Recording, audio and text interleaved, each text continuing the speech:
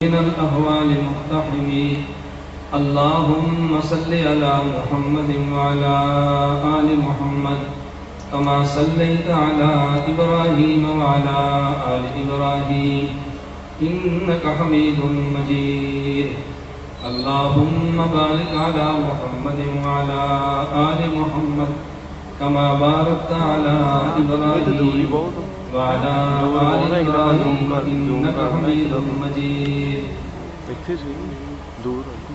جا زندگی مدینہ سے جونکے ہوا کے لا جا زندگی مدینہ سے جونکے ہوا کے لا شاہد کے حضور خفا ہے بنا کے لا کچھ ہم بھی اپنا چہرہ باطن سنوار لیں ابو بکر سے آئین عشق و وفا کے لا دنیا مسلمہ پہ بہت ہی تنگ ہو گئی فاروق اعظم کے دور کے وہ نقشے اٹھا کے لا جن سے گناہ نے ہمیں محروم کر دیا عثمان کے وہ زاویے شرم و حیا کے لا مغرب کی گلیوں میں مارا مارا نہ پھر اے گدائے علم دروازے علم سے خیرات جا کے لا نام محمد سے دلوں کو سرور ملتا ہے نگاہ فکر کو تازہ شعور ملتا ہے نصیب کیسا بھی ہو واسطہ احمد کا دیکھے نصیب کیسا بھی ہو وسیلہ محمد کا دیکھے خدا سے جو بھی مانگے ضرور ملتا ہے میرے نہایت واجب احترام بزرگوں مسلک اہل سنت والجماعت سے تعلق رکھنے والے وجود نوجوان دوستوں اور بھائیوں میں نے آپ حضرات کی خدمت میں قرآن کریم کی ایک آیت تلاوت کی ہے ذخیرے احادیث میں سے خاتم الانبیاء صلی اللہ علیہ وسلم کی 3 مبارک احادیث تلاوت کی ہے جلسے کا عنوان آپ حضرات علم میں ہے میں نے اسی عنوان کی مناسبت سے آیت اور احادیث تلاوت کی ہے اللہ رب العزت نے اس آیت کریمہ میں بڑے عجیب پیرائے میں اس آیت کریمہ میں بڑے احسن انداز میں محبت کرنے کا طریقہ انسان کو سمجھایا ہے آپ حضرات کہیں گے اشتہار کے لفظ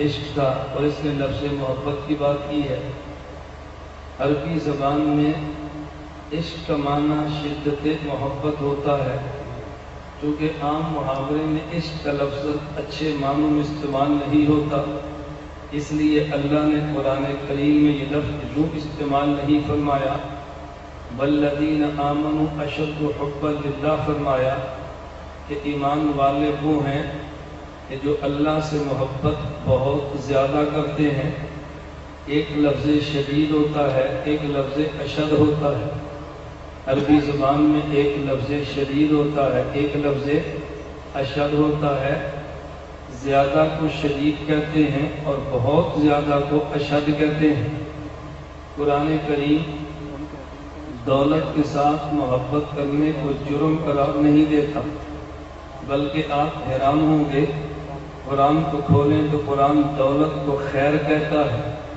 ہمارے یہاں عموماً دولت کو لوگ اچھے لفظوں سے یاد نہیں کرتے یہ قرآن کریم نہ سمجھنے کی دلیل ہے قرآن کریم نے کہا انہ لحب الخیر لشدید انسان کی فطرت یہ ہے یہ مال کے ساتھ بہت محبت کرتا ہے یہاں اللہ نے مال کو خیر فرمایا ہے ان ترک خیرا الوصیۃ للوالدین اگر بندہ دولت چھوڑ کر جائے تو وصیت بھی کر سکتا ہے یہاں بھی اللہ نے مال کو لفظ خیر فرمایا ہے لیکن سمجھنے کی بات یہ ہے مال خیر ہے اس میں کوئی شک نہیں آپ نے کپڑے پہننے ہیں لیکن پیسہ ہوگا تو کپڑا خریدے گا آپ نے جوتی پہننی ہے پیسہ ہوگا تو جوتی خریدے گا اناج بازار سے لینا ہے پیسہ ہوگا تو اناج لائے گا چلے اناج اور جوتی کو چھوڑیں اللہ آپ سب کو بیت اللہ کے حج کی توفیق عطا فرمائے آمین تو بیت اللہ کا حج تب کریں گے جب جیب میں کرایہ ہوگا قرآن کہتا ہے وَتَزَوَّدُوا کہ دیکھو اس شخص نے حج پہ جانا ہے جس کے پاس زاد راہ ہو زاد راہ نہ ہو اللہ حج بھی فرض نہیں فرماتے تو زاد راہ تو دولت کا نام ہے دولت خیر ہے، شر نہیں ہے۔ ہاں دولت کا غلط استعمال شر بنتا ہے، دولت کا صحیح استعمال خیر بنتا ہے۔ قرآن کریم میں ہے لن تنالوا البر حتى تنفقوا مما تحبون۔ اگر تم نیکیاں چاہتے ہو تو نیکی کے لیے شرط یہ ہے کہ تمہیں جس سے محبت ہے وہ اللہ کے راستے میں خرچ کرو تو تمہیں نیکی مل جائے گی۔ صحابی رسول اللہ کے پیغمبر کو عرض کرتا ہے حضور مجھے یہ باغ سب سے زیادہ پسند ہے تو میرا جی چاہتا ہے اس باغ کو صدقہ کر دو۔ اب صحابی جو باغ سے محبت کرتا ہے یہ ایمان کے خلاف تو نہیں ہے۔ اللہ کے نبی فرماتے ہیں صدقہ نہ کرو، اپنے رشتہ دار کے صدقہ کرو، عام بندے کو دینے کی بجائے رشتہ دار کو ہبہ کرو۔ اگر عام جگہ پہ خرچ کرو گے تو اجر صدقے کا ملے گا، رشتہ دار کو دو گے تو صدقے کا بھی ملے گا، صلہ رحمی کا بھی ملے گا۔ اللہ کے پیغمبر نے کیسے سلیقہ بتایا ہے۔ اولاد کے ساتھ محبت ایمان کے خلاف نہیں ہے۔ نبی کریم صلی اللہ علیہ وسلم کے لشتہ جگر حضرت ابراہیم دنیا سے جا رہے ہیں، نبی کریم صلی اللہ علیہ وسلم نے گود میں اٹھایا، اللہ کے پیغمبر کی آنکھوں سے آنسو نکل رہے ہیں، فرمایا انا بفراقک لمحزون یا ابراہیم، اے ابراہیم تیری جدائی کی وجہ سے میں محمد بھی غم زدہ ہوں۔ غم زدہ تبھی ہوگا جب اس سے پیار ہے، مگر نہ غم زدہ کیوں ہوگا۔ نبی کریم صلی اللہ علیہ وسلم منبر پہ تشریف فرما ہے، حضرت حسن آئے ہیں اور نبی پاک منبر سے اتر کے اٹھا رہے ہیں، محبت نہیں تھا کیوں اٹھا رہے ہیں۔ اولاد سے محبت کرنا جرم نہیں ہے، مال سے محبت کرنا جرم نہیں ہے، یہ بات سمجھنی ہے۔ نبی کریم صلی اللہ علیہ وسلم نے فرمایا لا یؤمن احدکم حتی اکون احب الیہ من والدہ وولدہ والناس اجمعین۔ ایک لفظ حبیب ہوتا ہے، ایک لفظ احب ہوتا ہے۔ حبیب پیارے کو کہتے ہیں، احب سب سے پیارے کو کہتے ہیں۔ اللہ کے نبی نے یہ نہیں فرمایا اولاد سے پیار نہ کرنا، اللہ کے نبی فرماتے ہیں اولاد سے پیار کرنا لیکن نبی کے ساتھ پیار بڑھ کے کرنا۔ اپنے والدین سے محبت کرنی ہے لیکن نبی کے مقابلے میں کم کرنی ہے۔ اولاد سے محبت کو پیغمبر نے سمجھائی ہے۔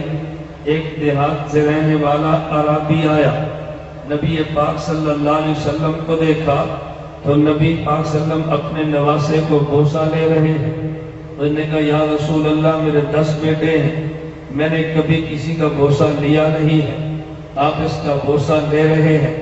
اللہ کے پیغمبر نے فرمایا اگر تیرے دل میں خدا نے اولاد کی محبت نہیں ڈالی تو میں کیا کروں۔ اولاد کی محبت ہو تو اولاد کے بوسے لیتے ہیں۔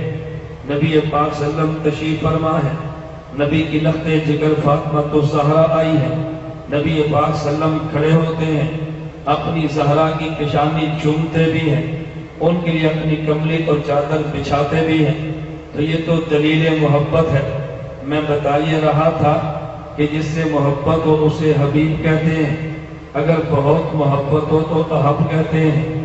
اللہ کے پیغمبر نے یہ نہیں فرمایا اولاد سے پیار نہ کرنا، فرمایا اولاد سے پیار کرنا لیکن نبی سے پیار زیادہ کرنا۔ اگر اولاد اور نبی میں تقابل آ جائے، اولاد کو چھوڑ دینا نبی کو نہ چھوڑنا۔ اگر والدین اور پیغمبر تک میں مقابلہ ہو جائے، والدین کو چھوڑ دینا پیغمبر کو نہ چھوڑنا۔ اگر اولاد اور سنت کا مسئلہ آ جائے، اولاد کو چھوڑ دینا سنت کو کبھی نہ چھوڑنا، اس لیے کہ اولاد بے وفا ہے، والدین بے وفا ہوں گے، خاندان بے وفا ہوگا، آدمی کی دولت بے وفا ہوگی۔ میں اس میں ذرا دلیل لیتا ہوں بات سمجھانے کے لیے۔ نبی کریم صلی اللہ علیہ وسلم نے پوچھا میرے صحابہ ایک بندے کے 3 دوست ہیں، ایک دوست وہ ہے کہ بندے کے ساتھ رہتا ہے، بندے پر موت آئے تو چھوڑ دیتا ہے، ایک دوست وہ جو ساتھ رہتا ہے، غسل کفن جنازے میں ساتھ ہے، دفن کریں تو چھوڑ دیتا ہے، ایک دوست وہ ہے جو زندگی میں بھی ساتھ ہے، قبر میں بھی ساتھ ہے، حتیٰ کہ جنت میں ساتھ رہے گا۔ بتاؤ تمہیں دوست کون سا پسند ہے؟ صحابہ نے عرض کیا جو تیسرا ہے۔ نبی پاک صلی اللہ علیہ وسلم نے فرمایا کہ مال وہ دوست ہے جو مرتے ہی ساتھ چھوڑ جاتا ہے، رشتہ دار وہ دوست ہیں جو قبر تک جاتے ہیں ساتھ چھوڑ جاتے ہیں، آدمی کے اعمال وہ دوست ہیں جو جنت تک بندے کے ساتھ جاتے ہیں۔ نبی نے یہ تو نہیں فرمایا کہ مال دشمن ہے، یہ تو نہیں فرمایا کہ رشتہ دار دشمن ہے، اتنی بات سمجھائی ہے اگر دولت اور رشتے کا مسئلہ آ جائے تو دولت کو چھوڑ دینا، رشتے کو نہ چھوڑنا، اگر رشتے اور ایمان کا مسئلہ آ جائے تو رشتے کو چھوڑ دینا، ایمان کو نہ چھوڑنا۔ مجھے ایک بیان کے بعد ایک بندے نے چٹ دی اور مجھ سے مسئلہ یہ پوچھا کہ مولانا آپ یہ بتائیں جنازے کے بعد دعا کا حکم کیا ہے؟ میں نے کہا جنازے کے بعد دعا مانگنا سنت ہے، جنازے کے بعد دعا مانگنا سنت ہے۔ سٹیج پہ بیٹھے علماء مجھے آنکھیں نکالنے لگے، بھئی دیوبند کا وکیل ہو کے دیوبند کے خلاف بولتا ہے، اس کی جیب چیک کرو۔ میں نے کہا یار بات پوری سن لو، جیب بعد میں چیک کرنا، وکیل کی بک نہ گیا اور شک تو پڑتا ہے نا۔ تو مسئلہ یہ پوچھا جنازے کے بعد دعا کا کیا حکم ہے؟ میں نے کہا جنازے کے بعد دعا مانگنا سنت ہے، توجہ رکھنا، جنازے کے بعد دعا مانگنا سنت ہے۔ اور جی کیا مطلب؟ میں نے کہا ہم بھی کہتے ہیں دیوبند والے جنازے کے بعد دعا سنت ہے، ادھر سے بھی آواز آتی ہے جنازے کے بعد دعا سنت ہے۔ فرق کیا ہے؟ ہم کہتے ہیں پہلے غسل دو، پھر میت کو کفن دو، پھر میت پہ جنازہ پڑھو، پھر میت کو دفن کرو، اور دفن کے بعد میت کے لیے دعا مانگو۔ وہ کہتے ہیں غسل بھی دو کفن بھی دو، اور کفن کے بعد جنازہ پڑھ کے دفن سے پہلے دعا مانگو۔ ہم نے دفن کے بعد مانگی ہے، اس نے دفن سے پہلے مانگی ہے۔ یہ جو دفن کے بعد ہے یہ بھی تو جنازے کے بعد ہے۔ تو جو میں نے کہا جنازے کے بعد دعا سنت ہے، اس کا معنی یہ نہیں تھا دفن سے پہلے، اس کا معنی تھا جنازے اور دفن کے بعد ہے۔ تو وہ بھی جنازے کے بعد کہتا ہے، میں بھی جنازے کے بعد کہتا ہوں۔ فرق یہ ہے وہ جنازے کے بعد دعا مانگتا ہے جب برادری اور قوم چاہتی ہے، دیوبند والا جنازے کے بعد وہاں مانگتا ہے جہاں دیوبند والے کا پیغمبر چاہتا ہے، وہ جنازے کے بعد وہاں دعا مانگتا ہے جہاں پہ قوم چاہتی ہے۔ میں جنازے کے بعد وہاں دعا مانگتا ہوں جہاں پہ، بولیے نا، جہاں پہ پیغمبر چاہتا ہے۔ اس کی وجہ یہ ہے ہمارے پیغمبر با وفا ہیں، قوم بے وفا ہے۔ نبی وفا والے ہیں، قوم بے وفا ہے۔ نبی خود بھی با وفا، پیغمبر کی دعا بھی با وفا ہے۔ قوم بے وفا ہے، قوم کی دعا بھی بے وفا ہے۔ تو کہے گا مطلب نہیں سمجھا، میں مثال لے کر بات سمجھاتا ہوں۔ آپ کا بیٹا انگلینڈ جانے لگا، ایک آدمی تو وہ تھا کہ جس نے یہاں سے، توجہ رکھنا، اپنے یہاں صدارت اگر گاؤں ہے، اپنے کسی گاؤں سے بیٹے کو گاڑی پر بٹھایا اور کہا فیصل آباد ایئرپورٹ پہ جاؤ، ایئرپورٹ سے بیٹھنا تو کراچی جاؤ، اور کراچی سے انگلینڈ چلے جاؤ۔ اور ایک والد وہ تھا، اس نے کہا بیٹا جا رہا ہے، نہ معلوم دوبارہ ملاقات کب ہوگی، 2-4 گاڑیاں لو۔ ایک گاڑی میں بیٹے کو بٹھایا، 2 میں رشتہ دار بیٹھے ہیں، یہاں فیصل آباد ایئرپورٹ پہ گئے ہیں، فیصل آباد ایئرپورٹ سے اکٹھے کراچی گئے ہیں، اور کراچی ایئرپورٹ میں بیٹے کے ساتھ گئے ہیں۔ سامان اٹھا کے ٹرالی میں رکھا ہے، سامنے جہاں ASF ایئرپورٹ سیکورٹی پولیس کے نوجوان کھڑے تھے، بیٹے کو وہاں تک لے کر گئے ہیں۔ اب بیٹے سے کہتے ہیں بیٹا دل تو یہ کرتا تھا میں جہاز تک تجھے چھوڑ گیا تھا، لیکن یہاں سے آگے مجھے جانے نہیں دیتے، لہذا میں یہاں دعا مانگ کر تجھے اللہ کے حوالے کرتا ہوں۔ جس نے یہاں سے جڑا دیا ہے اسے با وفا نہیں کہتے، جو ایئرپورٹ تک گیا ہے اسے با وفا کہتے ہیں۔ ایک نے جنازہ پڑھا ہے اور یہیں سے چھوڑ کے دوڑا ہے، اسے بے وفا کہتے ہیں۔ دیوبند والا قبر تک جاتا ہے اور وہاں جا کے کہتا ہے یہاں تک آ سکتا تھا، ابا جی دل تو کرتا ہے آگے بھی جاؤں، اس سے آگے نہیں جا سکتا، اب دعا مانگ کے تجھے خدا کے حوالے کرتا ہوں۔ جو گھر سے گاڑی پر بٹھا دے اسے بے وفا کہتے ہیں، ایئرپورٹ تک جائے اسے با وفا کہتے ہیں، جو جنازہ پڑھ کے دوڑ جائے بے وفا کہتے ہیں، جو قبر تک جائے دفن کے بعد دعا مانگے اسے با وفا کہتے ہیں۔ اس کی وجہ کیا ہے؟ برادری بے وفا ہے، پیغمبر با وفا ہے۔ تو کہے گا دلیل کیا ہے؟ قرآن کریم اٹھا کے دیکھ لو، یوم یفر المرء من اخیہ و امہ و ابیہ، قرآن کہتے ہیں قیامت کا دن ہوگا، باپ بھی دوڑ جائے گا۔ یفرو کا معنی دوڑ جانا، میں نہیں کہتا چھوڑ جائے گا، جو لفظ قرآن کہتے ہیں میں اسی کا ترجمہ کر رہا ہوں۔ باپ بھی دوڑ جائے گا، ماں بھی دوڑ جائے گی، بیوی اور بیٹے بھی چھوڑ دیں گے، کہیں گے بھی اب ہمارے بس میں نہیں ہے۔ لیکن اللہ کے پیغمبر تو سجدے میں ہوں گے، سارے چھوڑ گئے ہیں، پر میں قوم چھوڑ سکتی ہے، نبی اپنی امت کو نہیں چھوڑ سکتا۔ قوم بے وفا ہے، قوم کی دعا بھی بے وفا ہے، پیغمبر با وفا ہے، پیغمبر کی دعا بھی با وفا ہے، پیغمبر کی دعا بھی با وفا ہے۔ میں بتا یہ رہا تھا شریعت اولاد سے پیار کرنے کو منع نہیں کرتی، بس شریعت ایک بات کہتی ہے کہ دیکھو اگر اولاد اور شریعت آ جائے، اولاد کے مقابلے میں شریعت کو ترجیح دینا۔ حضرت ابوبکر صدیق رضی اللہ عنہ میدان بدر میں بیٹا آیا ہے، ادھر ابوبکر صدیق آئے ہیں،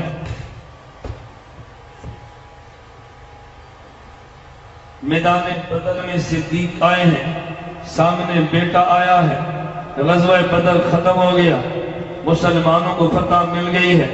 اس کے بعد کچھ عرصہ گزرا تو بیٹے نے کلمہ پڑھ کے صحابی بنا ہے، اور بیٹا باپ سے کہہ رہا ہے ابا جی بدر کی جنگ میں تلوار کی زد میں تھے، میں نے باپ سمجھ کے چھوڑا ہے۔ صدیق اکبر نے فرمایا کہ تو نے تو باپ سمجھ کے چھوڑا ہے، اگر تو آ جاتا میں تجھے بیٹا سمجھ کے نہ چھوڑتا، مجھے تو عزیز نہیں میرا پیغمبر عزیز ہے۔ میں یہ بات اس لیے کہہ رہا ہوں، غزوہ بدر کے موقع پہ قیدی آئے، ان کے ساتھ کیا کرنا چاہیے؟ صدیق اکبر نے کہا فدیہ لے کے چھوڑ دینا چاہیے۔ عمر بن خطاب نے کہا حضور عرصہ گزرا ان سے مار کھاتے ہوئے، آج ہمارے ہتھے چڑھے ہیں، مجھے میرا رشتہ دار دے دو، صدیق کو صدیق کا دے دو، عثمان و علی کو ان کا دے دو، گردنیں اڑا کے رکھ دو، پیغمبر تمہارے دشمن آج ملے ہیں، ہمیں نہیں چھوڑنا چاہیے۔ اللہ کے پیغمبر نے کہا صدیق تمہاری رائے کیا ہے؟ انہوں نے کہا حضور میں تو کہوں گا چھوڑ دو، شاید یہ کلمہ پڑھ کے مسلمان ہو جائے۔ نبی پاک نے صدیق کی رائے پہ فیصلہ کیا ہے، قرآن کریم نے آیت اتاری ہے ما کان نبی ان یکون لہ اسرا حتی یسخن فی الارض، فرمایا دیکھو میں نے گنجائش نکال لی ہے، لیکن فیصلہ عمر کا تھا۔ حضرت عمر نے بڑی وزنی بات کی ہے، چاہیے تو یہ تھا گردنیں اڑا دیتے، لیکن پیغمبر آپ نے چھوڑ دیا ہے تو ہم نے بھی حکم چھوڑ دینے کا دے دیا ہے، ورنہ ان کی گردن اڑا دینی چاہیے تھی۔ میں بات یہ سمجھا رہا ہوں کہ بیٹے سے پیار ضرور ہے، اولاد سے پیار ضرور ہے، لیکن نبی کے مقابلے میں کم ہے۔ النبی اولا بالمؤمنین من انفسہم، نبی مومن کو جان سے بھی زیادہ عزیز ہے، جان جاتی ہے چلی جائے، پیغمبر کو نہیں چھوڑنا، اولاد جاتی ہے چلی جائے، پیغمبر کو نہیں چھوڑنا۔ اب میں یوں کہوں گا اولاد کو حبیب کہتے ہیں، نبی کو احب کہتے ہیں، مال کو حبیب کہتے ہیں، نبی کو احب کہتے ہیں، دوست احباب کو حبیب کہتے ہیں، نبی کو احب کہتے ہیں، دنیا کی محبت کو شدید کہتے ہیں، پیغمبر کی محبت کو اشد کہتے ہیں، جسے شدید کے اسے محبت کہتے ہیں، جسے تو اشد کہتا ہے اسے عشق کہتے ہیں، جسے اشد کہتا ہے اسے، میں پہلے سمجھا تو لفظ سمجھ آئے عشق محبت کا مطلب کیا ہے؟ عشق کا معنی یہ تھا پیغمبر سے پیار سب سے زیادہ کرنا ہے، نبی سے محبت سب سے زیادہ کرنی ہے، بقیہ سے محبت کا انکار نہیں ہے، لیکن نبی جب آ جائے تو پھر سب کو چھوڑ دینا ہے۔ اس کی وجہ آج تو نبی کے لیے سب کو چھوڑے گا، جب یہ سارے تجھے چھوڑیں گے پھر تو نبی تیرے ساتھ ہوگا، جب تجھے سارے چھوڑیں گے نبی تیرے ساتھ ہوگا۔ اور حدیث مبارک میں ہے اسی پر تو فیصلہ ہونا ہے، آدمی قبر میں جائے گا، فرشتہ کہے گا من ربک، بتا تیرا رب کون ہے، من نبیک، تیرا نبی کون ہے، ما دینک، تیرا دین کیا ہے۔ جب جواب یہ دے گا ربی اللہ، میرا رب تو میرا اللہ ہے، نبی محمد صلی اللہ علیہ وسلم، میرے نبی حضرت محمد ہیں، دین اسلام، میرا دین اسلام ہے، نبوت کے اقرار کرنے کی دیر ہے۔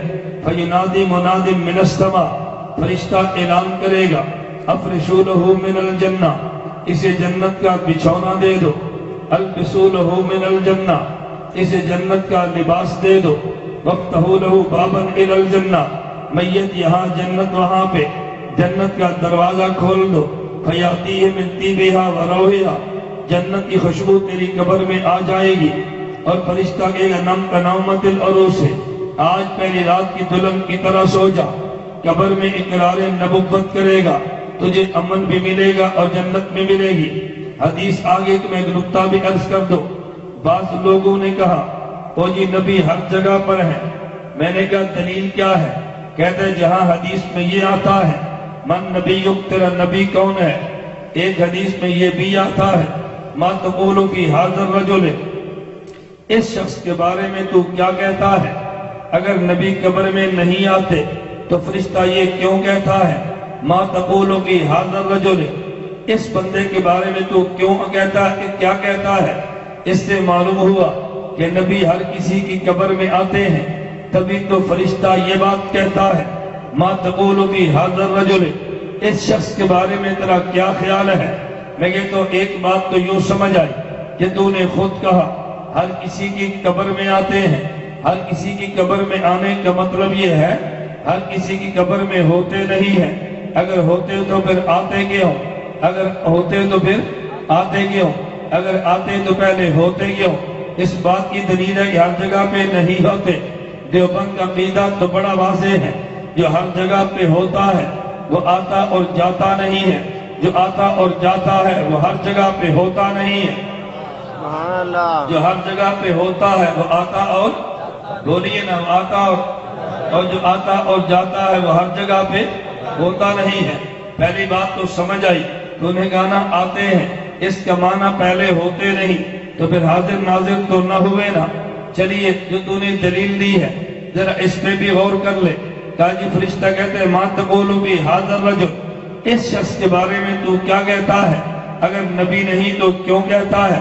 میں نے کہا بھی بات سمجھنا، عربی زبان میں دور کے لیے لفظ ذالک آتا ہے، عربی زبان میں قریب کے لیے لفظ ھذا آتا ہے، عربی زبان میں دور کے لیے ذالک وہ کہتے ہیں، عربی زبان میں قریب والے کو ھذا یہ کہتے ہیں۔ لیکن کبھی یوں نہیں ہوتا، ایک چیز دور ہوتی ہے، درمیان سے حجاب ہٹ جاتے ہیں، اسے وہ نہیں یہ کہتے ہیں۔ میں مثال سے بات کروں گا، آج تو دور بدل گیا، گھڑیوں نے نقشے بدل لیے، لیکن ہم نے خود دیہات میں بچپن میں دیکھا ہے، کہتے ہیں جب یہ ستارہ یہاں پہ آتا ہے تو پھر 3 بجتے ہیں، جب یہ ستارہ یہاں پہ آتا ہے تو پھر 5 بجتے ہیں۔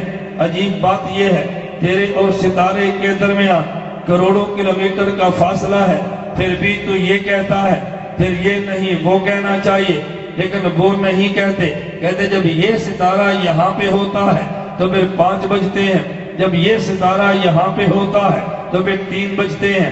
اس سے بات سمجھ آئی ہے، اگر کوئی چیز دور بھی ہو، درمیان سے پردے ہٹ جائیں تو پھر وہ نہیں وہ یہ بنتا ہے۔ نبی میرے مدینہ میں ہے اور تیری میت فیصلہ آباد میں ہے، خدا حجاب ہٹا دیتا ہے۔ فرشتہ کہتے ہیں ما تقول فی ھذا، اس پیغمبر کے بارے میں تو کیا کہتا ہے، اس پیغمبر کے بارے میں تو کیا کہتا ہے۔ اس کی دلیل یہ ہے کہ جب حدیث میں موجود تھا ما نبیوں کا، تیرا نبی کون ہے، تو ما تقول فی ھذا کا معنی یہ کرتا، جو دونوں حدیثیں ایک جیسی ہوتی دونوں میں ٹکراؤ تو نہ آتا۔ ایک حدیث کا معنی یوں کرتا ہے جو دوسرے کے خلاف بنتا ہے، دیوبند والا یوں نہیں کرتا، وہ دونوں حدیثوں کے معنی یوں کرتا ہے، کبھی ان میں ٹکراؤ نہیں ہوتا۔ میں ایک مثال اور دیتا ہوں، مجھے ایک بندہ کہنے لگا کہ مولوی صاحب جنازے کے بعد دعا مانگا کرو۔ میں نے کہا دلیل کیا ہے؟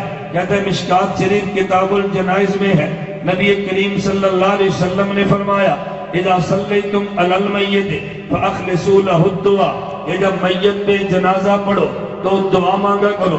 دیکھیں نبی پاک نے فرمایا جب میت پر جنازہ پڑھو تو دعا مانگو۔ اس سے معلوم ہوتا ہے کہ جنازے کے بعد دعا ہے۔ میں نے کہا مشکات کھول کے پھر فون کرنا، میں نے کہا جی مشکات کھول لی ہے۔ میں نے کہا اب ذرا حدیث پہ انگلی رکھو، حدیث کو اوپر دیکھ کے پڑھو۔ کہتے جی مشکات شریف میں ہے عن ابی ہریرہ رضی اللہ عنہ قال قال رسول اللہ صلی اللہ علیہ وسلم اذا صلیتم علی المیت فاخلصوا له الدعاء۔ ابو ہریرہ فرماتے ہیں نبی پاک صلی اللہ علیہ وسلم نے فرمایا کہ جب میت پہ جنازہ پڑھو تو دعا مانگو۔ میں نے کیسے اگلی حدیث بھی پڑھو تاکہ دونوں کو ایک جیسا ہونا چاہیے۔ کہتے جی اگلی حدیث میں راوی ابو ہریرہ ہے عن ابی ہریرہ رضی اللہ عنہ ان النبی صلی اللہ علیہ وسلم اذا صلی علی المیت قال اللہم اغفر لحینا ومیتنا۔ میں نے کہا ترجمہ کرو۔ کہتے حضرت ابو ہریرہ فرماتے ہیں نبی پاک جب میت پہ جنازہ پڑھتے، نبی پاک جب میت پہ بولیے جب میت پہ جنازہ پڑھتے تو دعا مانگتے اللہم اغفر لحینا۔ میں نے کہا پہلی حدیث کا ترجمہ کرو۔ نبی نے فرمایا جب میت پہ جنازہ پڑھو تو دعا مانگو، اور حضرت ابو ہریرہ فرماتے ہیں جب حضور میت پہ جنازہ پڑھتے تو دعا مانگتے اللہم اغفر لحینا ومیتنا۔ میں نے کہا یہ دعا جنازے کے اندر مانگتے یا بعد میں مانگتے؟ کہتا ہے جی اندر مانگتے۔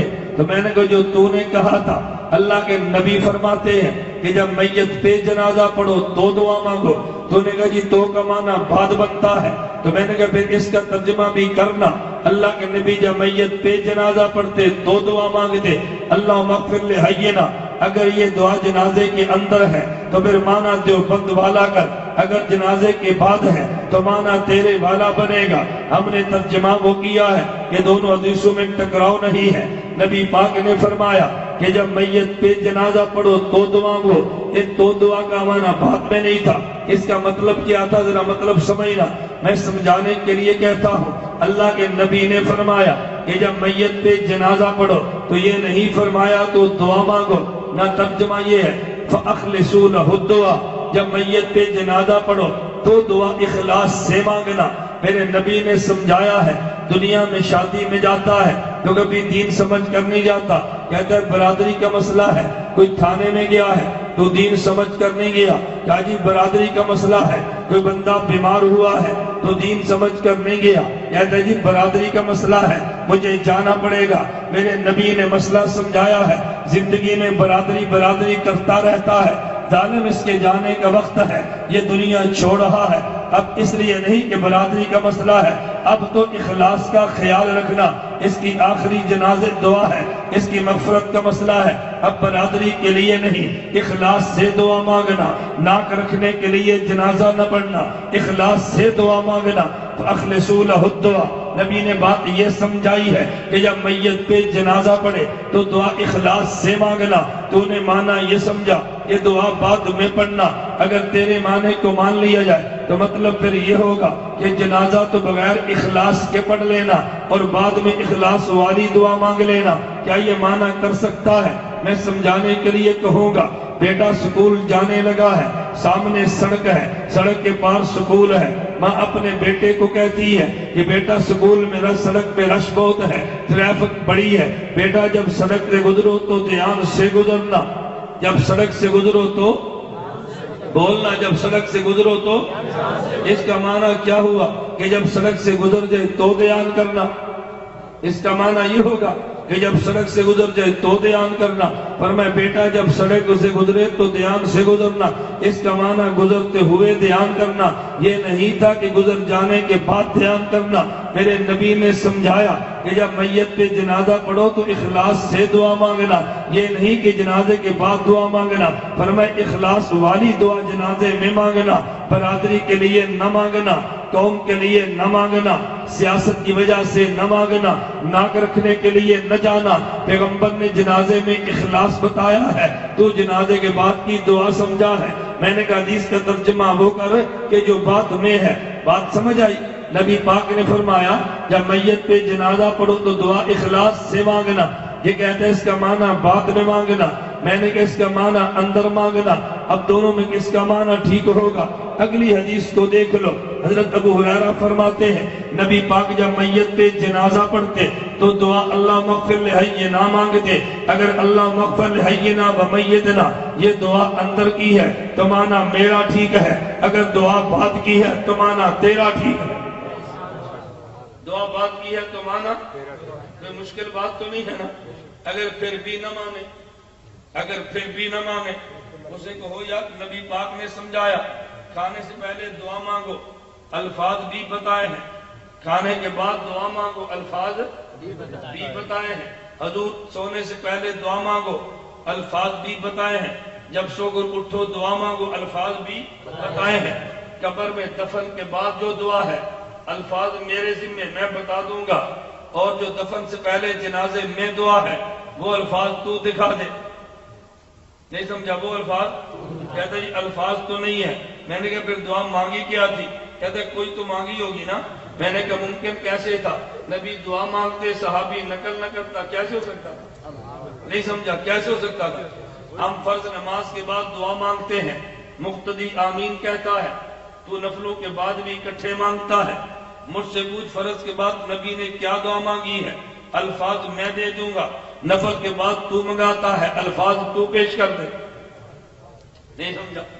اب فرض کے بعد ہم منگاتے ہیں یا نہیں؟ الفاظ بھی دیں گے، نفل کے بعد تو مانگتا، لفظ تو دے دے۔ کہا جی لفظ تو نہیں ہے۔ میں نے کہا پھر کیوں مانگتا ہے؟ اگر پیغمبر کی سنت ہوتی الفاظ بھی ہوتے، یہ کیسے ممکن ہے نبی دعا مانگے صحابی الفاظ نقل نہ کرے؟ اللہ میں بات سمجھنے کی توفیق دے۔ میں بات جب سمجھا رہا تھا، ایک لفظ شدید ہوتا ہے، ایک لفظ اشد ہوتا ہے، ایک لفظ حبیب ہوتا ہے، ایک لفظ احب ہوتا ہے۔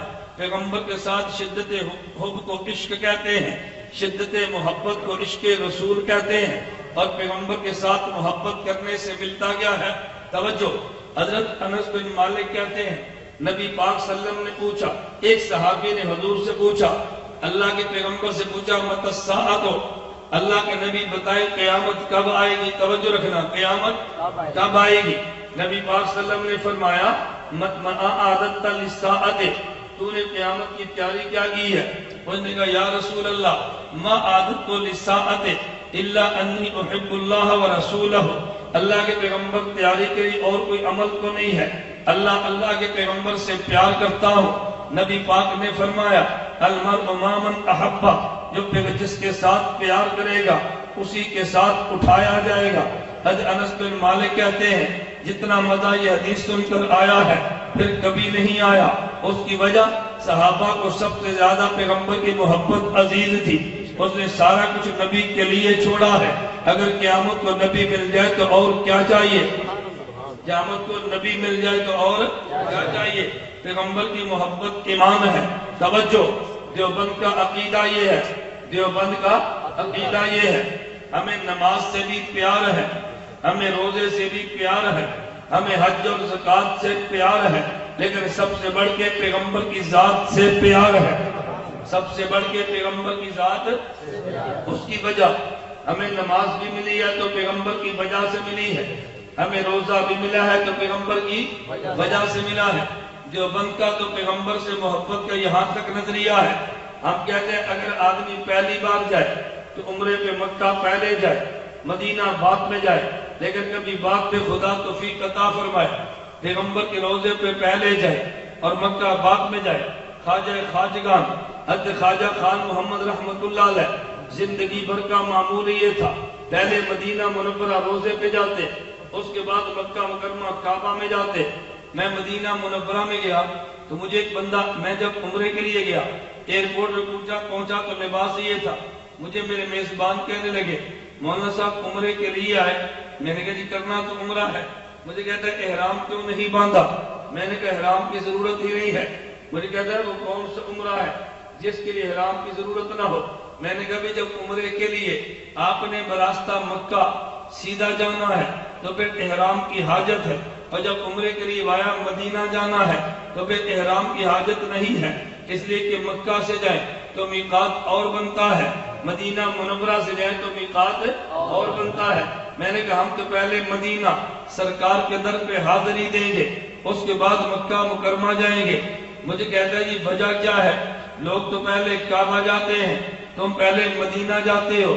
میں نے اس لیے کہ ہمیں کعبہ بھی مدینے والے نے دیا ہے، ہمیں کعبہ بھی مدینے والے نے دیا ہے۔ یہ مدینے والا نہ آتا تو کعبہ کیسے ملتا؟ پہلے اس کا شکریہ ادا کریں، جزاک اللہ، تم نے کعبہ دیا ہے۔ پھر کعبے کے پاس جائیں گے، اور میری بات کان کھول کے سن لو، دیوبند کا عقیدہ ہے ہم کعبے کو عبادت کا مرکز کہتے ہیں، نبی کے روزے کو عقیدت کا مرکز کہتے ہیں۔ ہم کعبے کو عبادت کا مرکز کہتے ہیں اور نبی کے روزے کو عقیدت کا مرکز کہتے ہیں۔ جو عقیدت پیغمبر کے روزے سے ہے، یہ کعبہ سے بھی نہیں ہے۔ تو کہے گا جی کیوں؟ دیوبند کا عقیدہ ہے جو میرے شیخ زکریا رحمت اللہ علیہ نے فضائل حج میں لکھا ہے، فضائل اعمال میں درج فرمایا ہے۔ شیخ زکریا فرماتے ہیں میرا ایک سوال ہے، تم بتاؤ ایک تالاب ہے، اس تالاب میں کتنے پیالے پانی کے ہوتے ہیں؟ ایک تالاب ہے، اس تالاب میں اگر دیکھ رہا ہوں کتنے پیالے پانی کے ہیں، تو تم بتاؤ کتنے پیالے پانی کے ہیں؟ ایک تالاب میں کتنے پیالے پانی کے آتے ہیں؟ اب کتنا مشکل سوال تھا۔ ایک مدرسے کا درویش کھڑا ہوا، اس نے کہا جی ہمیں یہ بتاؤ کہ جس پیالے کے پانی سے ناپنا ہے وہ پیالہ کتنا بڑا ہے؟ وہ پیالہ اگر تالاب جتنا ہے تو ایک پیالہ ہی کافی ہے، اگر آدھے تالاب جتنا ہے تو دو کافی ہے۔ پیالے کا نام تم بتا دو، تالاب کا نام بتا دو، ہم بتا دیں کتنے پیالے آتے ہیں۔ انگریز نے کہا واقعہ ان کے دماغ کو داد دینی چاہیے، ہمارے ذہن میں تو سوال کا جواب ہی نہیں ہوگا، ان کے کوئی سوال ہی نہیں ہے۔ اس نے کہا جی حضرت شیخ زکریا نے جو لکھا ہے، نبی کے روزے کے وہ ذرے جو پیغمبر کے وجود سے ملے ہیں وہ کعبہ سے بھی اعلیٰ ہے۔ تو سیغ الرحمان نے کیا کہا، وہ جی اگر کعبہ سے اعلیٰ ہے تو یہ بتاؤ تم منہ کعبہ کی طرف کیوں نہیں، کعبہ کی طرف کرتے ہو اور روزے کی طرف کیوں نہیں کرتے؟ میں نے کہا اچھا تم بتا دو کعبہ اعلیٰ ہے یا عرش اعلیٰ ہے؟ غیر مقلد کہے گا یہ عرش اعلیٰ ہے، تو میں نے کہا تم منہ کعبے کی طرف کرنے کے بجائے عرش کی طرف کیوں نہیں کرتے؟ عرش کی طرف کیوں نہیں کرتے؟ میں کہتا تو تمہیں منہ عرش کی طرف کرنا چاہیے، اور منہ کھول کے جب تم پڑھو گے اوپر سے کعبہ گزرے وہ منہ میں بھی ڈال دے، منہ نیچے پھر بھی نہیں کرنا، کیونکہ آدمی عظمت کے لیے کچھ قربانیاں دے دیا کرتا ہے نا۔ تو جو دلیل تم دو گے وہی دلیل ہم بھی دیں گے نا۔ ہمارے پاس تو بڑا آسان سا جواب ہے، کعبہ عبادت کا مرکز ہے اور مدینہ عقیدت کا مرکز ہے۔ مدینہ عقیدت، مولانا اوکاڑوی مکہ سے مدینہ جا رہے تھے، مکہ مکرمہ سے مدینہ منورہ جا رہے تھے، اگلی سیٹ پر نوجوان بیٹھا تھا، ایک اسے وسوسے ڈال رہا تھا، ایک پچھلی سیٹ پہ بیٹھا تھا، دوسرا اسے وسوسے ڈال رہا تھا۔ وسوسے ڈالنے والے کو کیا کہتے ہیں؟ من شر الوسواس، بولیے نا من شر الوسواس۔ میں کبھی غیر مقلد سے کہتا ہوں کہ تم مجھے شاباش دو، میں نے تمہارا نام قرآن سے تلاش کر لیا ہے، نہیں بات سمجھے؟ میں نے تمہارا نام قرآن سے تلاش کر تمہیں نہیں ملتا تھا، میں نے دے دیے تلاش کر کے۔ من شر الوسواس الخناس الذی یوسوس فی صدور الناس من الجنۃ والناس۔ یہ میں غلط نہیں کہتا، مجھے سعودی عرب سے لڑکے نے فون کیا، کہتے ہیں مولانا صاحب الجھن کا شکار ہوں۔ میں نے کہا کیا الجھن؟ کہتا ہے بے نماز تھا، دکاندار تھا، تبلیغی جماعت والے آئے، محنت کی، نمازی بنا، میں مسجد میں آیا تو میرے ساتھ غیر مقلد کھڑا ہو گیا، مجھے کہتا ہے تیری نماز نہیں ہوتی، تو رفع الیدین جو نہیں کرتا۔ میں نے کہا یا اللہ پہلے پڑھتا نہیں تھا، اب پڑھتا ہوں تو ہوتی نہیں ہے، پہلے پڑھتا نہیں تھا، پڑھتا ہوں تو ہوتی نہیں۔ ایک کیا تماشا بنا رکھا ہے، اللہ میں بات سمجھنے کی توفیق عطا فرمائے۔ میں پرسوں مورو ضلع نوشہر نواب شاہ مورو میں تھا، تو وہاں ایک ہم سڑک پہ رکے کھانے کے لیے، میزبان تھے، انہوں نے کہا پیٹرول پمپ والے کے اس کو ذرا ملے، میں ان کو ملا، وہاں تک وسوسے ڈالنے والا پہنچا تھا۔ میں نے کہا بھائی تو نے داڑھی کہاں سے رکھی ہے؟ کہتے جی میں کالج پڑھتا رہا ہوں اور تو ہمارے سرگودے کا فلاں ایم این ہے، یہ میرا کلاس فالو ہے۔ میں نے کہا داڑھی کہاں سے رکھی ہے؟ کہتے تبلیغی جماعت کی برکت سے۔ میں نے کہا ٹوپی؟ کہتے تبلیغی جماعت کی برکت سے۔ میں نے کہا تجھے کیا کہتے ہیں؟ کہتے بھی تمہاری نماز ٹھیک نہیں ہے۔ میں نے کہا انہیں کو ٹھیک نہیں، نماز تو پڑھتا ہوں نا، وہ میرے پیٹرول پمپ کے ملازم کو سمجھاؤ جو نہیں پڑھتا، جو نہیں پڑھتا اس کے بعد نہیں جائے گا، جو پڑھتا ہے اسے شک میں ڈالے گا۔ یہ کام خناس کا ہوتا ہے، یہ کام کس کا ہوتا ہے؟ جو نمازوں سے روکتا ہے اسے شیطان کہتے ہیں۔ جو نمازی میں شک ڈالتا ہے اسے خناس کہتے ہیں. اسے میں کہتا ہوں رائبن جانے کا ارادہ کرو شیطان کی کمر ٹوٹ جائے گی، سرگودا آنے کا ارادہ کرو خناس کی کمر ٹوٹ جائے گی انشاءاللہ. بات ٹھیک ہے غلط ہے؟ میں بات کیا سمجھا رہا تھا؟ ایک شدید ہوتا ہے، ایک اشد ہوتا ہے، ایک حبیب ہوتا ہے اور ایک بات ذہن میں ہے نا. میں بات یہ سمجھا رہا تھا اللہ میں بات سمجھنے کی توفیق عطا فرمائے، اللہ میں عشق پیغمبر سمجھنے کی توفیق عطا فرمائے. حضرت بخاری فرماتے ایک آگے جا رہا ایک پیچھے، آگے والا بھی کہتا ہے کہاں جاتے ہو؟ وہ نوجوان کہنے لگے مدینہ جا رہا ہوں. کیوں جاتے ہو؟ کہا نبی کا روزہ ہے. انہوں نے کہا روزے کی نیت نہ کرنا یہ شرک ہوگا. انہوں نے کہا پھر؟ انہوں نے کہا حضور کی مسجد کی نیت کرنا. مولانا قاری فرماتے ہیں میں نے کہا بیٹا یہ جھوٹ بولتا ہے، تو مدینے کے روزے کی نیت ہی سے جانا. وہ فوراً پلٹ کے کہنے لگا جی کیوں؟ مولانا قاری فرماتے ہیں میں نے پوچھا کہاں سے آیا ہے؟ انہوں نے کہا جی پنجاب سے آیا ہوں. فرمایا کیوں آیا ہے؟ انہوں نے کہا جی میں عمرے کے لیے. تو پھر میں عمرہ نہ کرتا تو کیا ہوتا؟ انہوں نے کہا جی حرم کی نماز کیسے ملتی؟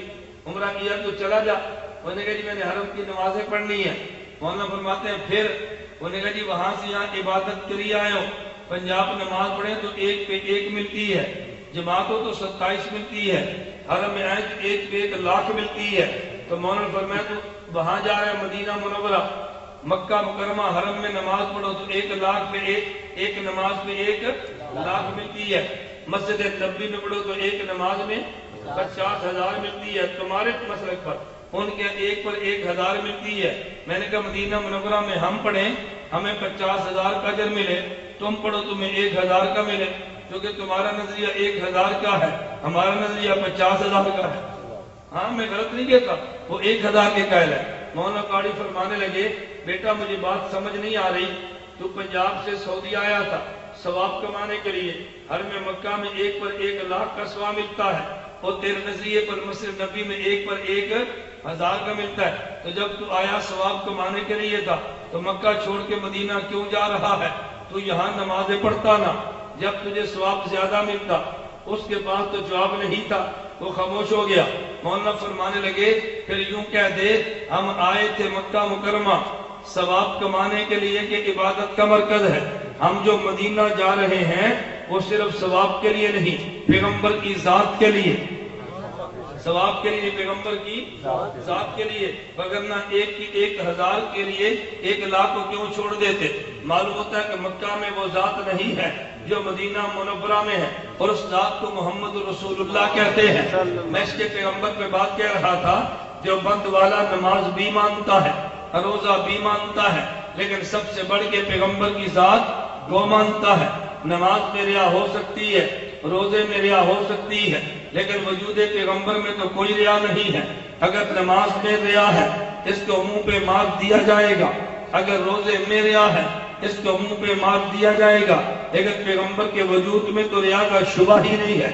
میں ایک بات اور کہتا ہوں، وجود پیغمبر تو بڑی بات ہے، میں درود پیغمبر کی بات کرتا ہوں. میرے شیخ زکریا رحمت اللہ علیہ نے فضائل درود پاک میں لکھا ہے نماز میں ریا ہو جائے خدا قبول نہیں کرتے، روزے میں ریا ہو جائے خدا قبول نہیں کرتے، حج میں ریا ہو جائے خدا قبول نہیں کرتے، لیکن درود پیغمبر مبارک عمل وہ ہے اس میں ریا بھی آ جائے خدا تب بھی مسترد نہیں کرتے، خدا تب بھی مسترد.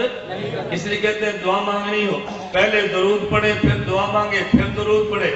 حضرت امام اہل سنت مولانا شیخ سرفراز خان سبت رحمت اللہ علیہ میں نے کانوں سے سنا، حضرت شیخ فرماتے تھے درود اگر ریا سے پڑھا ہے اس نے تو پھر بھی جانا ہے، اس نے تو پھر بھی جانا ہے. ہمیں ترتیب بتائی ہے، درود پہلے پڑھ لے پھر دعا مانگ لے پھر درود مانگ لے. جب دونوں درود جائیں گے تو درمیان والی دعا کو اللہ کیسے مسترد کر دیں گے؟ پہلے بھی درود پڑھ لے اور بعد میں درود پڑھ لے، خدا دونوں درود قبول کرے گا تو اللہ تیری دعا بھی قبول ضرور کرے گا. یہ نظریہ دیوبند کا ہے جن کو تو پیغمبر کا عاشق نہیں مانتا. خیر میں کہہ رہا تھا وجود پیغمبر پہ جو اعتماد ہے وہ نماز پر اعتماد نہیں ہے، جو روزے پر اعتماد نہیں ہے، جو وجود پیغمبر پر اعتماد ہے. مدینہ منورہ میں میرا ایک مریض مجھے کہنے لگا کہ مولانا تم یہ بات بتاؤ، تم پیغمبر کے وسیلے سے دعا مانگنے کے قائل ہو میں نے کہا قائل کیا ہوتا ہے؟ ہم وسیلہ پیغمبر کو عبادت سمجھتے ہیں۔ مجھے وہ کہنے لگا وہ جی وجہ کیا ہے؟ میں نے کہا مجھے تو بتا، تو پیغمبر کا وسیلہ تو نہیں مانتا، اہل حدیث وسیلہ نہیں مانتا، پیغمبر کے توسل کو نہیں مانتا۔ میں نے کہا مجھے یہ بتا تو کسی چیز کا وسیلہ مانتا بھی ہے؟ کہتا ہے جی نماز کا مانتا ہوں، روزے کا مانتا ہوں۔ میں نے کہا یار مجھے بتا نماز خود آئی ہے یا پیغمبر لائے ہیں؟ کہتا جی آئی تو نہیں ہے، پیغمبر لائے ہیں۔ میں نے کہا جو آئی نہیں، جو پیغمبر لائے ہیں، تو نماز جو آئی ہے اس کا وسیلہ تو مانتا ہے، لیکن جو لانے والے ہیں ان کا وسیلہ نہیں مانتا۔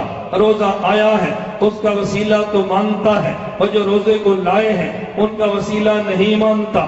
جو قرآن کو لائے، قرآن آیا ہے ان کا وسیلہ تو مانتا ہے، اور جو قرآن کو لایا ہے ان کا وسیلہ نہیں مانتا۔ فیصلہ بات کے سنی توجہ رکھنا، دیوبند کا عقیدہ یہ ہے اگر پیغمبر نہ ہوتے تجھے نماز بھی نہ ملتی، پیغمبر نہ ہوتے تجھے روزہ بھی نہ ملتا، اگر پیغمبر نہ ہوتے تجھے قرآن بھی نہ ملتا۔ تو پھر میں یوں کہوں گا ارے نماز آئی ہے، وسیلہ پیغمبر بنا ہے، اگر پیغمبر نہ ہوتے تجھے نماز نہ ملتی، تو پیغمبر کا وسیلہ نہیں مانتا۔ خود نماز کا وسیلہ بھی پیغمبر کی ذات ہے، اگر روزہ پیغمبر نہ ہوتا تجھے کبھی نہ ملتا، تو پیغمبر کا وسیلہ تو نہیں مانتا، روزے کا مانتا ہے، خود روزے کا وسیلہ بھی پیغمبر کی ذات ہے۔ اگر نبی نہ ہوتا تجھے قرآن نہ ملتا، خود قرآن کا وسیلہ بھی پیغمبر کی ذات ہے۔ ہم قرآن بھی مانتے ہیں، جس وسیلے سے قرآن آیا اس وسیلے کو بھی مانتے ہیں۔ ہم نماز بھی مانتے ہیں، اور جس وسیلے سے نماز آئی ہے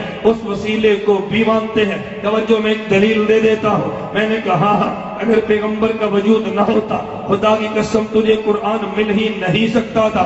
کیوں کہے گا عجیب بات ہے، کیوں نہیں مل سکتا؟ میں نے کہا قرآن خود کہتا ہے لو انزلنا هذا القرآن على جبل لرأيته خاشعا متصدعا من خشیۃ اللہ۔ اللہ نے قرآن کریم میں فرمایا اگر میں قرآن کو پہاڑ پہ اتار دیتا، پہاڑ کے ٹکڑے ٹکڑے ہو جاتے، پہاڑ کے ذروں میں بکھر جاتا، اتنا میرا قرآن جلال والا ہے۔ بندہ سوال کرے گا اللہ یہ بات سمجھ نہیں آتی، آپ نے کیسے فرما دی ہے؟ ہم فیصلہ آباد کا بچہ دیکھتے ہیں کہ جس کی عمر 9 سال ہے اس کے سینے میں قرآن نکلتا ہے۔ ہم مولانا نواز کے مدرسے کی بچی دیکھتے ہیں، بچی کی عمر 10 سال ہے، اس کے سینے میں قرآن ہے۔ ہمیں یہ بات کیسے سمجھ آئے گی؟ پہاڑ پہ قرآن اتار دیتا، پہاڑ کے ٹکڑے ٹکڑے ہو جاتے، اس بچی کے سینے کے ٹکڑے کیوں نہیں ہوتے؟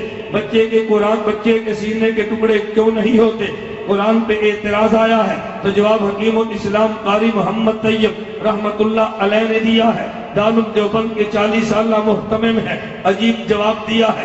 قاری طیب فرمانے لگے کہ دیکھو جب سورج نکلتا ہے اس کو دیکھے تو آنکھ نہیں ٹکتی، جب سورج نکلتا ہے اس کے سامنے بیٹھ جائے تو انسان کا وجود گرمی برداشت نہیں کر سکتا، لیکن جب رات کو چاند نکلتا ہے تو دیکھنے میں آنکھ کو مزہ آتا ہے، جب چاند نکلتا ہے تو وجود کو ٹھنڈک محسوس ہوتی ہے۔ اس کی وجہ سورج کو منیر کہتے ہیں، چاند کو مستنیر کہتے ہیں۔ سورج روشنی دیتا ہے، چاند لیتا ہے۔ جب سورج تھا تو روشنی تھی جسے ضیاء کہتے ہیں، جب چاند ہے تو چاندنی ہے جسے نور کہتے ہیں۔ جب سورج تھا تو تپش ہے، اور جب چاند ہے تو برودت ہے جسے ٹھنڈک کہتے ہیں۔ چاند لے رہا تھا، سورج دے رہا تھا، سورج جلال والا تھا، چاند جمال والا تھا۔ سورج کی روشنی میں جلال تھا، سورج کی تپش میں جلال تھا، چاند کی روشنی میں بھی جمال ہے اور چاند کی برودت میں بھی جمال ہے۔ سورج جلال والا تھا، روشنی جلال تیری آنکھ نہیں ٹھہر سکتی، سورج جلال والا تھا، تپش بھی جلال والی ہے، لیکن جب سورج کی روشنی جلالی چاند کے جمال سے گزری ہے تو دیکھنے میں مزہ آیا ہے۔ جب سورج کی تپش جلالی ہے چاند کے جمال سے گزری ہے تو وجود کو ٹھنڈک کی وجہ سے مزہ آیا ہے۔ حضرت حکیم الاسلام قاری محمد طیب دارالدیوبند کے 40 سالہ محتمم فرماتے ہیں میرا اللہ جلال والا ہے، اللہ کا کلام بھی جلال والا ہے، میرا محمد جمال والا ہے، سینہ بھی جمال والا ہے۔ اگر سیدھا قرآن اترتا پہاڑ کے ٹکڑے ہو جاتے، خدا نے جلالی کلام کو محمد کے جمالی سینے پہ اتارا ہے، پھر پیغمبر کے جمالی ہونٹوں سے قرآن کریم نے کو باہر نکالا ہے، تو وہ قرآن جو جلالی تھا اگر پہاڑ پہ اتر جاتا، پہاڑ کے ٹکڑے ہو جاتے۔ یہ محمد کے جمال کی برکت ہے، جس کو قرآن پہاڑ میں نہیں اٹھا سکتا تھا اس قرآن کو 9 سال کا بچہ اٹھا رہا ہے، اس قرآن کو 9 سال کا بچہ اٹھا رہا ہے تو میرا پیغمبر نہ ہوتا تجھے قرآن ہی نہ ملتا. توجہ تیرا ذوق ہو، میں ایک نکتہ دینے لگا ہوں. تو نے فجر میں دیکھا ہوگا امام قرآن زور سے پڑھتا ہے، مگر عشاء میں دیکھا ہوگا امام قرآن زور سے پڑھتا ہے، اور زور عصر میں دیکھا ہوگا امام قرآن آہستہ پڑھتا ہے. اس کی وجہ کیا ہے؟ اللہ کی صفت جلال بھی ہے جو اصل ہے، خدا کی صفت جمال بھی ہے. جب اللہ کی صفت جلال بھی ہے، خدا کی صفت جمال بھی ہے. بڑا جلال میں آ جائے تو چھوٹے خاموش ہو جاتے ہیں، اور جب بڑا جمال میں آ جائے تو چھوٹے بول پڑا کرتے ہیں. جب سورج طلوع ہوتا ہے، خدا کی صفت جلال کا ظہور ہوتا ہے تو زور میں قاری کی آواز بند ہو جاتی ہے، اور جب سورج غروب ہوتا ہے تو صفت جمال کا ظہور ہوتا ہے. جو خاموش زبان کو بھی زبان مل جاتی ہے، خاموش زبان کو بھی زبان مل جاتی ہے. اگر ناراض نہ ہو تو میں ایک نکتی پیش کرتا ہوں. قاری کو دیکھ تو کلام جلالی پڑھاتا ہے، استاد الحدیث کو دیکھ تو کلام جمالی پڑھاتا ہے. قاری کو دیکھ تو جلال نظر آتا ہے، استاد الحدیث کو دیکھ تو جمال نظر آتا ہے. ایسے ہے یا نہیں؟ قاری تب دیکھے جلال میں ہے. بچہ کانپ رہا ہے، بچہ کانپ رہا ہے. میرا چھوٹا بچہ وہ مدرسے میں چھوڑنے کے لیے جا رہا تھا، ساتھ میرا بھتیجا بھی تھا. وہ مدرسے نہیں جا رہا، اپنے گھر جا رہا تھا. میں نے کہا یار چلو، رستے میں گاڑی کھڑی کی، میں نے کچھ سامان خرید کے دیا. تو تھوڑی دیر بعد مدرسے کے قریب پہنچے تو میرا بیٹا مجھے کہنے لگا میں نے بسکٹ موسیٰ کو دے دیے ہیں، چپس موسیٰ کو دے دیے ہیں. میں بڑا خوش ہوا. بھائی میں بڑا ہوں، بھائی چھوٹا ہے، یہ بیٹا بڑا ہے وہ چھوٹا ہے، بڑی قربانی دی ہے، یہ چھوٹے بھائی کو سب کچھ دے رہا ہے. میں نے بڑی شاباش دی. جب مدرسے کے قریب پہنچے تو جو بسکٹ وہ کھا رہا تھا نا، چھوڑ دیا. میں نے کہا کیوں نہیں کھاتا؟ کہتا وہ اندر نہیں جاتے. اب وہ اندر نہیں جاتے. میں نے کہا مجھے اب پتا چلا یہ سخاوت نہیں کرتا تھا، ایک ایک کر کے جان چھڑا رہا تھا. دیکھیں جلال والا ہے تو دیکھ کے بچہ کانپ جاتا ہے. استاد الحدیث جمال والا ہے، بچہ نہیں کانپتا. ادھر جلال کا غلبہ ہے، ادھر جمال کا غلبہ ہے. ادھر جلال کا غلبہ ہے، ادھر جلال کی بھی ضرورت ہے، جمال کی بھی. یہ قاری میں جلال نہ ہوتا تو حفظ کرتا ہی کون؟ اس کے جلال کی برکت ہے کہ بچے قرآن کے حافظ بن جاتے ہیں، اور اس کے جمال کی برکت ہے کہ بڑے بچے استاد حدیث کے سامنے حدیث پڑھ لیتے ہیں. بڑوں کو جلال دکھاؤ تو دوڑ جاتے ہیں، اور چھوٹوں کو جلال نہ دکھاؤ تو کام ہی نہیں کرتے. خیر میں بات یہ سمجھا رہا تھا، میرے پیغمبر کی برکت سے نماز ملی ہے، میرے پیغمبر کے وسیلے سے بولیے نا روزہ ملا ہے، میرے پیغمبر کے وسیلے سے ہمیں حج و زکات ملی ہے. تو پیغمبر وسیلہ اعمال کا ہے. اگر پیغمبر نہ ہوتا تجھے اعمال بھی نہ ملتے. یہ پیغمبر کا وسیلہ ہے جو تجھے اعمال ملے ہیں. توجہ پھر دیوبند والا کہتا ہے ہمیں نماز پر بھی اعتماد ہے، لیکن جو محبت پیغمبر کی ذات سے ہے وہ نماز سے کہاں ہو سکتی ہے؟ جو پیغمبر کی ذات سے ہے وہ دیگر اعمال سے کیسے ہو سکتی ہے؟ ہاں ہم سارے اعمال مانتے ہیں، لیکن اعتماد سب سے پیغمبر کی ذات پہ کرتے ہیں. میری دلیل پہ غور کرنا. تجھے وہ مسلمان کتنے ملیں گے جن کے چہرے پہ داڑھی بھی نہیں ہے؟ تجھے مسلمان کتنے ملیں گے نماز بھی نہیں پڑھتا؟ تجھے مسلمان کتنے ملیں گے روزے بھی نہیں رکھتا لیکن وہ پھر امید ہے؟ پوچھو بھئی امید کس بات کی ہے؟ کہتا ہے جس پیغمبر کا کلمہ پڑھا ہے مجھے اس پیغمبر کی ذات کی امید ہے. میں اس لیے کہتا ہوں ایک پیغمبر کی ذات ہی بچی ہے، ان سے ہمارا رشتہ کبھی نہ کاٹنا. مومن یہ تو ہو سکتا ہے نماز میں کوتاہی کرے، اس کے پیغمبر میں کوتاہی نہیں کر سکتا. یہ تو ہو سکتا ہے کبھی روزے میں کوتاہی کرے، اس کے پیغمبر میں کوتاہی کبھی نہیں کر سکتا. حکیم الامت حضرت تھانوی نے عجیب بات لکھی ہے. حکیم الامت تھانوی رحمت اللہ علیہ نے عجیب بات فرمائی ہے. میں یہ تو نہیں کہتا نماز نہ پڑھنا نانا الیاذ باللہ کفر ہے. میں کیسے کہوں گا نماز نہ پڑھنا؟ نماز نہ پڑھنے کی دعوت دینا تو کفر ہے. لیکن حکیم الامت تھانوی نے عجیب بات لکھی ہے. فرمایا جو نماز نہیں پڑھتا اسے سمجھایا تو کرو مگر نفرت نہ کیا کرو. جو روزہ نہیں رکھتا اسے سمجھایا تو کرو مگر نفرت نہ کیا کرو. عجیب بات فرمائی. فرمایا وجہ یہ ہے مسلمان کبھی نماز میں کوتاہی بھی کرتا ہے نا تو ناز کی وجہ سے کرتا ہے. اس کو پتا ہے کہ میرے حبیب نے سفارش کر دینی ہے. نہیں سمجھا؟ میرے حبیب نے سفارش کر دینی ہے. کبھی آپ دیکھا بڑے کا بیٹا ہو نا وہ کبھی گڑبڑ کر لیتا ہے. کیوں؟ اس کو پتا میرا باپ بڑا ہے، اس کو پتا میرا، تو اس کو پتا ہے میرا نبی بڑا ہے. جس کی عدالت میں جانا ہے اسے رب العالمین کہتے ہیں، اور جس نے لے کر جانا ہے اسے رحمت للعالمین کہتے ہیں، اسے رحمت للعالمین۔ یہ لے کر اسی وقت جائیں گے جب جلال جمال میں بدل جائے گا، اللہ جلال پہ ہوں گے۔ حضرت آدم سے کہیں گے وہ بھی تیار نہیں ہوں گے، حضرت عیسیٰ سے کہیں گے علیہ السلام وہ بھی تیار، سارے حضور کے پاس آئیں گے۔ نبی سے بڑھ کے خدا کے مزاج کو کون جانتا ہے؟ نبی پاک دعا نہیں کریں گے، نبی پاک سجدے میں گر جائیں گے، خدا سے یہ نہیں عرض کریں گے اللہ ان کو معاف کر دے، یہ نہیں عرض کریں گے اللہ امتحان لے لے، یہ نہیں عرض کریں گے اللہ ان کو بخش دے۔ نانا میرے پیغمبر کو پتا ہے اللہ جلال میں ہے، جلال والے کے سامنے کیسے بولے؟ نبی پاک اللہ کے جلال کو جمال سے بدلنے کے لیے خدا کے سامنے سجدے میں گر جائیں گے، اتنا پیغمبر روئیں گے، اتنا پیغمبر گڑ گڑائیں گے، اتنا میرے محبوب مانگیں گے۔ خدا کہیں گے ارفع راسک، میرے محبوب سر اٹھا لے، سل توتا، اب مانگنا تیرا کام ہے، دینا میرا کام ہے۔ پیغمبر نے جلال کو جمال میں بدل لیا ہے، اب پیغمبر نے مانگنا ہے، خدا نے دینا ہے۔ اللہ نے جبریل کو بھیجا، جا میرے پیغمبر کو جا کر سلام دے دے، اور جبریل میرے پیغمبر سے کہہ دے وَلَسَوْفَ يُؤْتِيكَ رَبُّكَ فَتَرْضَىٰ، خدا اتنا دے گا میرا پیغمبر تجھے خوش کر دے گا۔ حضور نے عرض کیا ہے جبریل پیغام لایا ہے تو میرے پیغام کا جواب بھی لے جا۔ حضور کیا پیغام کا جواب ہے؟ فرمایا خدا نے یوں فرمایا وَلَسَوْفَ يُؤْتِيكَ رَبُّكَ فَتَرْضَىٰ، میں تجھے اتنا دوں گا کہ تو راضی ہو جائے گا۔ میرے اللہ کو پیغام یہ دے دے وَإِذَا اللَّهُ أَرْضَىٰ وَوَاحِدٌ مِّنْ أُمَّتِي فِي النَّارِ، اللہ میرے ایک امتی بھی جہنم میں رہا، اللہ میں راضی نہیں ہونا، میں راضی تب ہوں گا جب یہ سارے جنت میں جائیں گے۔ اس پیغمبر کے عشق کی بات کرتا ہوں، میں یہ بات کہہ رہا تھا، ارے ادھر نماز اور روزے کی بات ہے، ادھر پیغمبر کے ذات کی بات ہے۔ دیوبند کا نظریہ ہے ہمیں نماز حبیب ہے لیکن پیغمبر احب ہے، ہمیں روزہ حبیب ہے اور پیغمبر احب ہے۔ ہم نماز سے محبت کرتے ہیں اور پیغمبر کی ذات سے عشق کرتے ہیں۔ اس بات کو پیغمبر کے عاشق کسی دیوبند والے نے کہا تھا، یا بدی ادل والعناجی لک سلطان علی المحاجی ان بیتا انت ساکنہ غیر محتاج الی السروج وجهک المامول حجتنا یوم یات الناس بالحجاج، قیامت کا دن ہوگا، خدا پوچھیں گے کیا لائے ہو؟ کہتے حسن و جمال کے مالک پیغمبر، لوگ حکومت دلوں پہ بدن پہ کرتے ہیں، آپ حکومت دلوں پہ کرتے ہیں۔ اے میرے پیغمبر قیامت کے دن خدا پوچھے گا کیا لائے ہو؟ خدا پوچھے گا کیا لائے ہو؟ حسن و جمال کے مالک پیغمبر، لوگ حکومت بدن پہ کرتے ہیں، آپ ہمارے دلوں پہ کرتے ہیں۔ حسن و جمال کے مالک پیغمبر،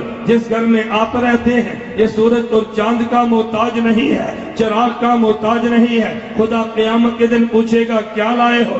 لوگ کہیں گے نماز لائے ہیں۔ خدا پوچھے گا کیا لائے ہو؟ لوگ کہیں گے روزے لائے ہیں۔ خدا پوچھے گا کیا لائے ہو؟ بندے اعمال پیش کریں گے۔ خدا دیوبند والوں سے پوچھے کیا لائے ہو؟ ہم رخ محمد پیش کریں گے، ہم رخ محمد صلی اللہ علیہ وسلم پیش کریں گے۔ کیوں؟ نماز پر تو بھروسہ ہی نہیں ہے، پیغمبر کی ذات پر تو بھروسہ ہے۔ نماز واپس کی جا سکتی ہے، پیغمبر واپس کیسے ہوگا؟ ہم پیش ہی پیغمبر کی ذات کریں گے، ہم پیش ہی پیغمبر کی۔ اگر ایک حافظ ہو گیا سفارش 10 کی کرے گا، اگر ایک شہید ہو گیا شفاعت 70 کی کرے گا، ایک عالم ہو گیا سفارش اپنے متبعین کی کرے گا۔ اگر دو بیٹے، اگر دو بیٹیاں یا بیٹے، بیٹی یا بیٹا نابالغ اولادیں فوت ہو گئی، والدین کی شفاعت کریں گے، اور اگر ایک بیٹا یا ایک بیٹی ہے وہ بھی شفاعت والدین کی کریں گے۔ امی عائشہ نے سوال کیا ہے یا رسول اللہ من لم یکن لہ، پیغمبر یہ تو بتائے جس کا قیامت کے دن ایک بھی نہیں ہوگا اس کا کیا بنے گا؟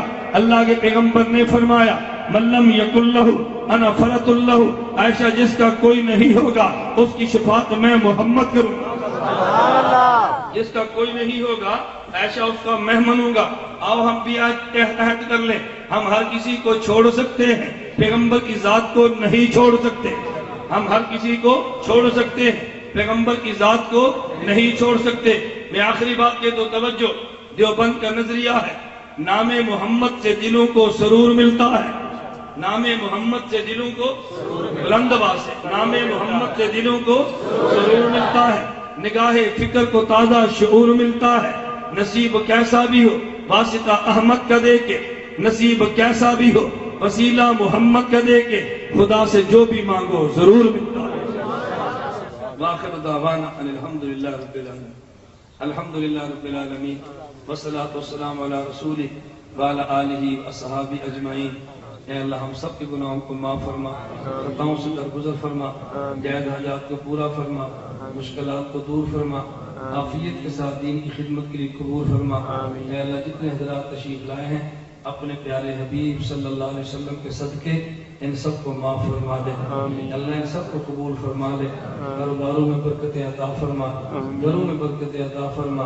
اے اللہ جن کی اولاد نہیں نیک اولاد عطا فرما، ہم سب کا خاتمہ بالایمان فرما، جو مانگ سکے وہ بھی عطا فرما، جو نہیں مانگ سکے اپنے پیارے حبیب کے صدقے بن مانگے عطا فرما۔